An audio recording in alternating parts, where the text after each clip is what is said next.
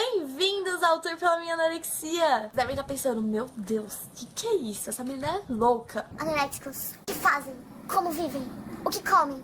Na verdade não comem nada, né? Mas, enfim. Brincadeiras à parte, deixa eu me explicar.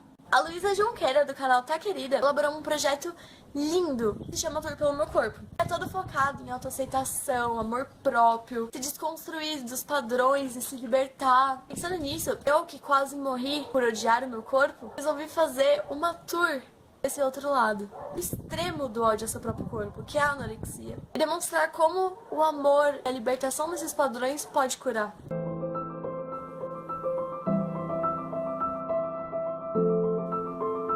Eu já peço desculpa logo de início se esse vídeo ficar muito longo, mas é porque é um assunto muito delicado, muito importante, e quando eu tava doente, eu queria muito ter tido isso. Assistir alguém falando sobre, pra eu não me sentir sozinha. Tenho certeza que tudo ia ter sido muito menos doloroso. Nossa, os cachorros tá foda. Por meio desse vídeo eu espero ser isso pra alguém. Porque, sei lá, em algum lugar do mundo eu sei que vai ter alguém que vai estar sofrendo. Eu espero conseguir tocar essa pessoa. Da forma que eu queria ter sido tocada quando eu tava precisando. Enfim, meu nome é Yasmin, eu tenho 17 anos e eu fui diagnosticada com anorexia quando eu tinha 14, no ano de 2015. A anorexia, muito além de um distúrbio alimentar e de uma doença física, ela é um distúrbio mental e social. Por mais que as pessoas só tenham me diagnosticado como anorética quando eu já tava pesando quase 3 quilos de tão magra, quando eu já tava quase morrendo, quando eu tava cadavérica, na verdade, a doença já estava dentro de mim há muito tempo atrás. Porque quando você acredita que ser magra é a coisa mais importante da sua vida, a doença já tá em você. Foi feita uma pesquisa pela Secretaria de Saúde do Estado de São Paulo, no ano de 2014, de que 77% das jovens têm propensão a terem distúrbios alimentares. Que mais da metade das meninas entre 10 e 24 anos acreditam que magreza é sinônimo de felicidade. Não são só as mulheres. Por mais que os homens sejam a minoria nos casos de bulimia, anorexia, eles também estão sofrendo. Só que como a pressão estética sobre o homem é mais pra ele ser forte, poderoso, transante e tudo mais, é diferente. Ele também sofre. Ou seja, a nossa sociedade tá doente. A doença tá dentro da maioria de nós. É muito difícil, é um ato muito revolucionário você conseguir amar o seu próprio corpo e se aceitar. Porque a maneira como o nosso sistema é construído visa criar um padrão. Você tem que ser assim, pra você ser amado, pra você ser incluído, pra você ser aceito, pra você ser feliz e pra você ser alguém na vida. Você tem que ser perfeito, você tem que ser desse jeitinho. Só que esse jeitinho é inalcançável. Só existe em Photoshop, só existe depois de muitas cirurgias plásticas e maquiagem e efeitos. Esse jeitinho não existe no mundo real, esse jeitinho não existe na natureza. Mas aí a gente quer sucumbir toda essa diversidade linda que o mundo tem, a natureza humana tem, que é tão incrível, que a gente é diferente, isso é lindo. Não, tem que ser todo mundo desse jeitinho. E aí fica todo mundo correndo atrás dessa perfeição, e sabe quando você se torna perfeito? Quando você está morto. E é sobre isso que é a anorexia. A anorexia não entrou na minha vida quando eu tinha 14 anos. Ela entrou na minha vida quando eu tinha 6, que foi a primeira vez que eu sofri violência física por ser gorda. Vocês vão ver algumas fotos de eu criança. Comece a pensar, essa criança merecia ter apanhado? Essa criança merecia ter sofrido tanto quanto ela sofreu? Essa criança foi espancada, essa criança foi humilhada. A criança preferia estar morta a ter o corpo que ela tinha. Olhem bem para os olhos dessa criança, para o sorriso dessa criança e pensem, ela merecia ter passado pelo que ela passou? Alguém merece isso? Muito cedo na escola as crianças já me zoavam, já era excluída, já não tinha amigos só por causa do meu corpo. Então desde cedo eu já fui associando que ser gorda era sinônimo de não ter amigos. Ser gorda era sinônimo de ser triste, solitário, odiada, entre outras coisas. Isso vai entrando no nosso inconsciente. Cara, a escola é um ambiente hostil pra quem é diferente. Porque lá você vai sofrer violência física, verbal, vai sofrer pressão o tempo todo, ser excluído, você vai sofrer bullying. É por isso que eu quero ser professora. Eu quero muito mudar tudo isso. Isso também é outro assunto, pra outros vídeos, enfim. Eu já tava acostumada a ser zoada. Da baleia, saco de areia. Então, sabe, tudo isso foi acontecendo. Até que um dia, quando eu tinha 6 anos na escola, e umas meninas me zoando, eu fiquei cansada. Eu pedi pra elas pararem. Isso deixou elas muito bravas. Aí elas começaram a correr atrás de mim. E eu saí correndo pro banheiro. Um adendo sobre isso, que eu descobri quando eu tava se preparando nesse vídeo, é que quando eu tive depressão no ensino médio, o lugar que eu ficava na escola era sempre no banheiro. Isso é muito interessante, porque eu acredito que tem alguma coisa psicológica relacionada a isso na infância, levou pra eu acreditar que o banheiro era um lugar seguro onde eu deveria fugir dos problemas. Muito engraçado, foi tipo, puta análise, mano, terapia aqui. Enfim, aí eu fugi, né, delas. E a líder do grupo deu um soco na cara. Eu tava com os meus dentinhos de leite, o da frente caiu. Aí elas pegaram meu dente e colocaram na privada e deram um descargo. Fiquei desesperada, porque eu acreditava em fada dos dentes. E eu queria muito dar o meu dentinho pra fada do dente. E aí eu fiquei implorando pra elas devolverem o meu dente. Eu não tinha noção de que era impossível. Falou, esse aqui é o seu dente? Então vai lá buscar. E enfiou minha cabeça na privada. Eu lembro que quando eu tava meio que me afogando, assim, eu sei lá, eu tenho uns flashes na cabeça, é tudo muito estranho. Elas começaram a falar que o esgoto era lugar para baleias como eu. Quando eu cheguei em casa, eu não contei pra minha mãe o que aconteceu por medo. Talvez ela só descubra quando assista esse vídeo. E aí, mãe? Eu só falei, eu perdi o dente. Ela falou, por que você não escreve uma cartinha pra fada do dente? Aí ela vai te dar o seu dinheirinho do mesmo jeito, ela vai entender. E foi aí que foi a primeira vez que eu transformei minha dor em escrita. Desde então, eu amo escrever. Acabou sendo minha maneira de me expressar e colocar as coisas pra fora. Eu tenho um amor muito grande pelas palavras. Por mais que tenham sido elas que me destruíram, também são elas que me salvam. Quando eu tinha 10 anos, eu tava apaixonada por um menininho da minha sala. E como eu já tinha desistido completamente de conquistar as pessoas através da minha aparência, e eu já tinha desenvolvido isso de escrever, eu resolvi fazer uma carta imensa pra ele, falando o quanto eu amava ele. Pinguei um pouquinho de perfume, fui entregar pra ele. E ele rasgou a carta na minha cara, falando que ninguém nunca ia gostar de uma Rasputia que nem eu. Aí, seu lixo, otário, viu? Na sua cara. Esse é meu namorado que me ama no fundo. No fundo? Não, eu te amo por inteiro. No fundo do Na vídeo! superfície, em todos os lugares. Eu não sei andar de bicicleta. Tava tentando aprender a andar de bicicleta na rua. E os moleques da minha rua me empurraram com tudo. Eu ralei toda a minha barriga no chão. Sabe quando a bicicleta vai pra frente e você continua ralando? Foi muito humilhante. Porque eu tentava muito esconder minha barriga, porque eles odiavam, né? E não tinha mais como esconder naquele momento, porque ela tava mostra, tava toda sangrando. E eu lembro que quando eu caí no chão, todos fizeram BUM! Pra demonstrar, tava fazendo um terremoto, tamanho o meu peso. Uma das coisas que eu fiz pra me curar foi ter imaginado eu abraçando a criança que eu era quando eu apanhava, porque, tipo, quando você faz mal a você mesmo, é como se você pegasse aquela criança que você era e começasse a socar a cara dela. E, tipo, eu sempre amei muito crianças, eu amo muito crianças. E ter pensado nisso me ajudou muito, porque aí eu peguei aquela menina gorda que tava todo mundo zoando, todo mundo espancando, e eu dei um abraço nela e falei, tá tudo bem, não tem nada de errado com você. Sendo que eu passei 16, 17, sei lá quantos anos da minha vida olhando pra aquela criança, dando um chute nela junto com todas aquelas outras crianças que estavam batendo nela. E eu poderia ficar o vídeo inteiro contando sobre acontecimentos e acontecimentos que foram moldando toda a visão que eu tinha sobre o meu corpo, toda a visão que eu tinha sobre ser gorda. Eu aprendi a palavra gorda na escola e foi como um xingamento. Demorou muito pra eu aprender que gorda não é xingamento, é só característica física, como magra, alta, loira, morena. Gorda. E está tudo bem ser gorda, mas demora pra você aprender isso quando você passa a vida inteira vendo quanto você é odiada só por ter quilos a mais. Muita gente que sofre bullying, somente por ser gordo, vai esfregar na cara das pessoas que praticaram bullying o quanto você está melhor emagrecendo. Na verdade, isso é só um reflexo de você pegar, tipo, tudo que eles fizeram com você e se transformar o que eles queriam que você fosse. Emagrecer não é vencer na vida. Eu não dei o troco pra elas. E eu nem deveria, não tenho que me vingar. O ideal é a gente perdoar essas pessoas porque elas não sabiam o que elas estavam fazendo. Desde os meus 6 anos eu já queria emagrecer. Eu já tava indo em nutricionista, eu tava procurando dieta. E com nenhuma eu conseguia ficar magra do jeito que eu queria. Eu tinha 11 anos, 10 para 11 anos. Comecei a buscar dietas mais radicais na internet. E foi por meio dessas que eu acabei encontrando no Orkut um negócio que se chamava Ana e Mia. Ana, como essas pessoas da comunidade chamavam anorexia, e a Mia, bulimia. Tratavam elas como verdadeiras pessoas. Ana era mais cruel, te obrigava a não comer e te castigava caso você comesse. A Mia era tipo uma amiga que tava lá pra te ajudar. Se você comer mais do que deve, e esse o que deve é tipo no máximo 500 calorias por dia, ela tá lá pra tipo, vomita. Bom, aos meus 11 anos, foi a primeira vez que eu enfiei meus dedos na garganta pra vomitar. Com isso, eu consegui emagrecer um pouquinho. Cheguei na escola e, tipo, era uma escola nova, no 6º ano, e eu fui considerada uma das meninas mais lindas da escola. Uau!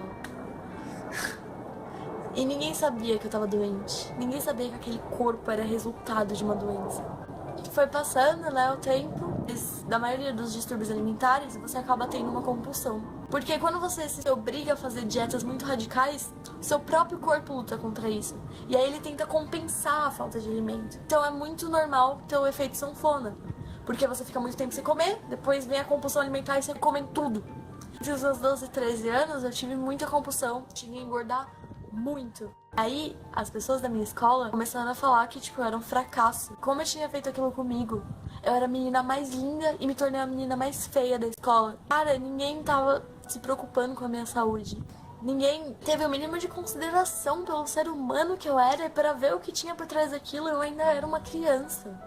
Se tornando adolescente, entrando na fase mais complicada e já entrando com todas essas pressões. Em setembro e outubro de 2014, eu decidi que ia começar a emagrecer de novo. Existe um jeito saudável de emagrecer, só que isso é pra quem precisa. Existe um negócio chamado biotipo, e nem todo mundo vai ter um biotipo de pesar 40 quilos, que era meio que a minha meta. Então, por mais que você emagreça de forma saudável, você nunca vai chegar ao corpo ideal. Porque aquele corpo ideal não é o corpo ideal pra todo mundo. Muita gente, quando chega aquele corpo ideal, não fica nada saudável, como foi o meu caso. O meu corpo ideal é esse que eu tô agora.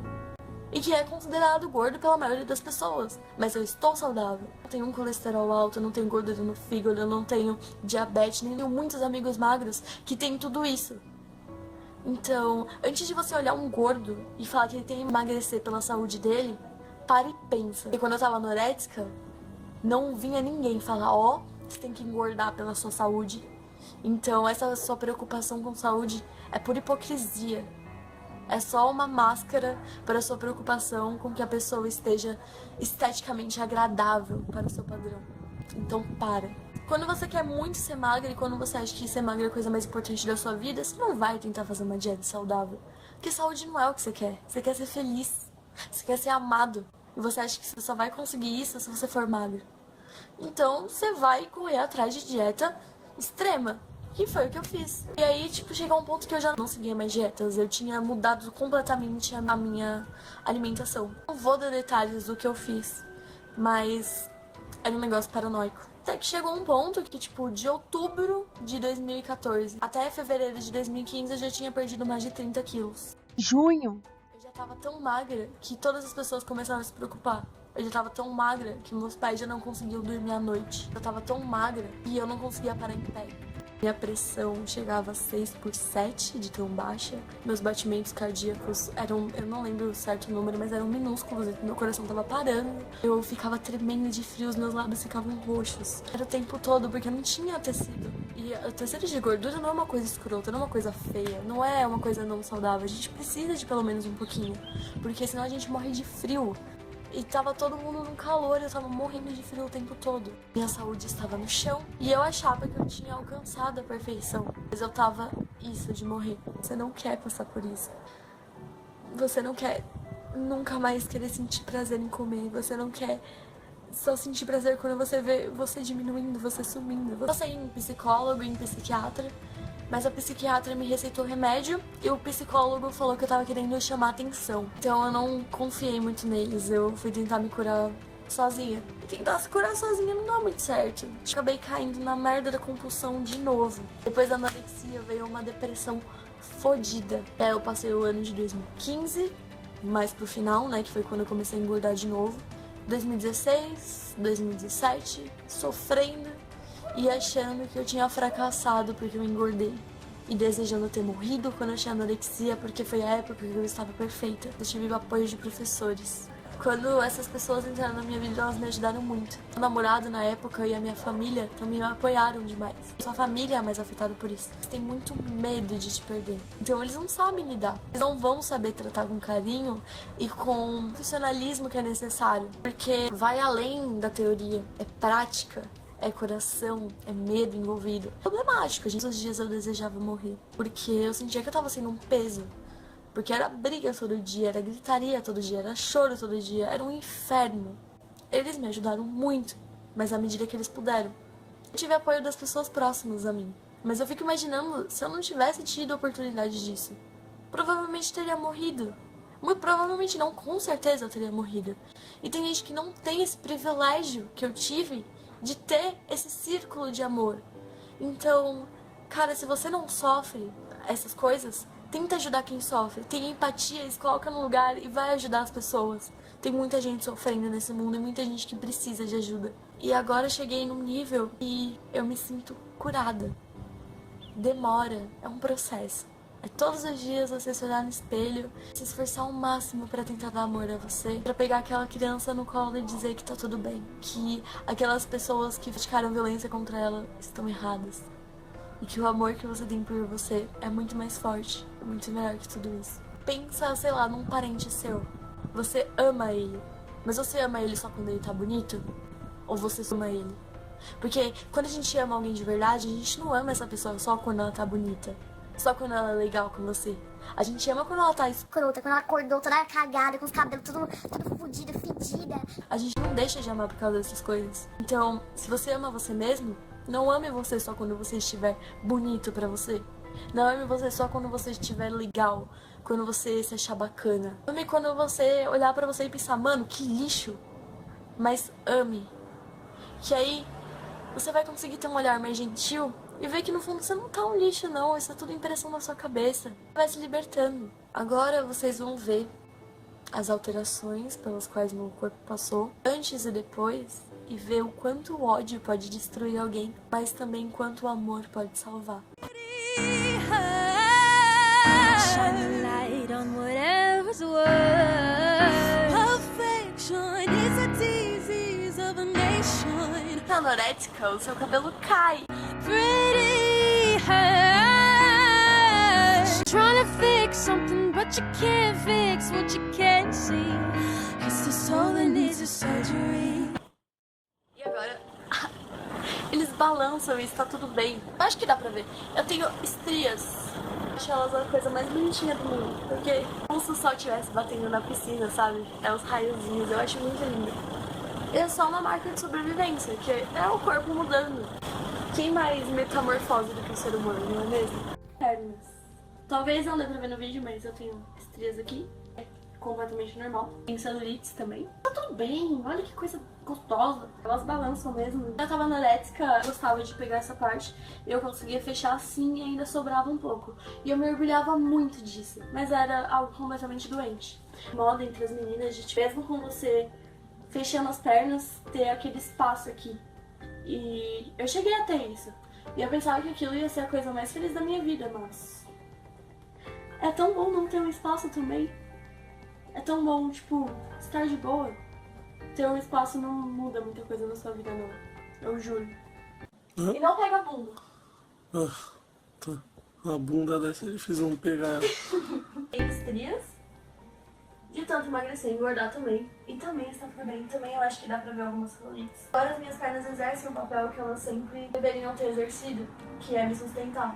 Não ter um vão entre elas ou ser tão fina que me derrubava. A minha barriguinha. Já tive barriga negativa. E literalmente ela era mesmo negativa. Ela era bem triste. Ela era Muito positiva, good vibes. Eu tenho estrias aqui. A coisa mais linda do mundo. Tenho estrias aqui também. Quando eu tava anorética, esses ossos aqui apareciam, tipo, tinham bem um furão aqui. Os dois apareciam, eu conseguia sentir eles totalmente. E eu ficava, tipo, brincando assim. Hoje eu brinco com ela, falando oi. Muito mais divertido e muito mais saudável. Aqui essas costelas eram, tipo, puro osso. E aí eu ficava contando loucamente. E se eu sentisse que tivesse, tipo, um pouquinho a menos de osso, eu já começava a chorar e ficar completamente louca por emagrecer e tê-las de novo. que estamos falando sobre essa parte? Vamos falar sobre útero. Minha menstruação parou. Muitas mulheres que reclamam muito de menstruar, mas quando eu menstruo eu fico extremamente feliz, porque significa que eu tô viva. Porque quando eu era pele e osso, eu parei de menstruar. E aquilo era sinal de que eu tava morrendo. Nos primeiros meses a gente fica, Puta que pariu, tô grávida. Caralho, fudeu, meu Deus. aí depois foi passando tempo, aí eu, acho que não é gravidez, acho que é morte chegando, hein? Pegava todos os sintomas do meu pai e apertava muito, até sangrar. E literalmente eu ficava cheia de machucado. Eu cheguei a quase desmaiar uma vez, porque eu estava morrendo de falta de ar, porque eu apertava muito aquelas coisas só pra conseguir ter um corpo perfeito e uma cintura fina e não vale a pena. Olha que coisinha mais fofa. Vou mostrar o que essas mudanças corporais acabaram fazendo com meus peitos. E eu espero, sei lá, maturidade, porque são só peitos. Assim como peitos masculinos são peitos femininos. E falta maturidade. Uma sociedade muito sexualmente reprimida que acaba vendo conotação sexual onde não tem. Aqui dá pra ver que eu tenho algumas estrias. Por conta do efeito sanfona, eles cresceram, diminuíram. Então eles acabaram caindo. Eles também criaram essas estrias. Eu já odiei muito meus peitos por causa disso, porque eu achava que eu tinha estragado o meu corpo com tudo que eu fiz. E um peito natural de menina deveria ser redondinho, durinho pra cima e tudo mais. Só que depois que eu comecei a, conhecer mais o mundo verdadeiro, fora do mundo pornô, eu vi que não era bem por aí. Peitos naturais são moles, porque é carne. E carne é mole mesmo, são poços de gordura, não vão ser um negócio duro, impacto, que não vai pra baixo. A gravidade existe, eles não são extremamente caídos, mas se você for comparar com o padrão filme pornô ou de qualquer revista que usa muito Photoshop, vão parecer caídos. Então eu achava que eles eram, nossa, bexigas murchas caídas cheias de estria, e eu odiava muito eles. Mas depois que você vai se desconstruindo dessa visão deturpada, você começa a ver beleza na própria natureza feminina. E você vê o quanto é bonito um peito natural e fica mais de boa com tudo isso. No passado, eu fui atropelada. Bati com a cara no chão, pá, tudo forte, tudo fudido. E aí eu fiquei com o dente assim.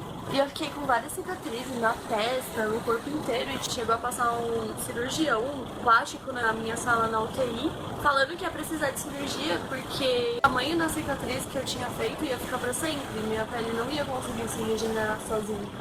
E ela se regenerou. Isso é um dos motivos que, cara, você olha pro seu corpo e fala, meu Deus, como você é foda, como você é perfeito, como eu pude te odiar. Era pra eu ter ficado toda sequelada de um acidente tão grande quanto que eu sofri, porque eu voei 2 metros. E se eu ainda fosse magra na época que eu fui atropelada, eu teria morrido. O meu corpo não ia ter aguentado, mas foi o meu corpo que me salvou. Então, cara, eu sou muito grata a esse amontoado de células e poeiras estreladas. Esse daqui é o espelho, banheiro, que eu escrevi isso aqui. Sempre me lembrar, porque Oi, olha eu ali. mesmo que você esteja curada da sua anorexia, recaída sempre acontece. É importante a gente lembrar disso. É importante a gente lembrar disso. Lembro que eu olhava no espelho, dava uma caneta e eu começava a desenhar no corpo inteiro como eu queria que ele fosse. Tipo corte de cirurgia plástica mesmo, sabe? Desenhava como ele deveria ser e como eu era escrota por não deixar ele ser daquele jeito. Sendo que ele já era perfeito do jeito que ele era. No banheiro também, eu escrevi não vomite aqui, perto da minha privada, pra eu sempre olhar quando eu tivesse, sei lá, qualquer coisa com a bulimia. O banheiro é todo rabiscado, assim como todo o meu quarto. Eu ainda faço um tour por eles. E uma amiga minha colocou um Você é Linda aqui, pra sempre que eu fosse pensar em vomitar, eu lembrar que tem gente no mundo que me acha linda e que eu não preciso fazer isso. Então eu espero que vocês também pensem muito bem antes de fazer qualquer coisa. Porque, cara, não vale a pena. Tem gente que te vê além da aparência, vê tua alma.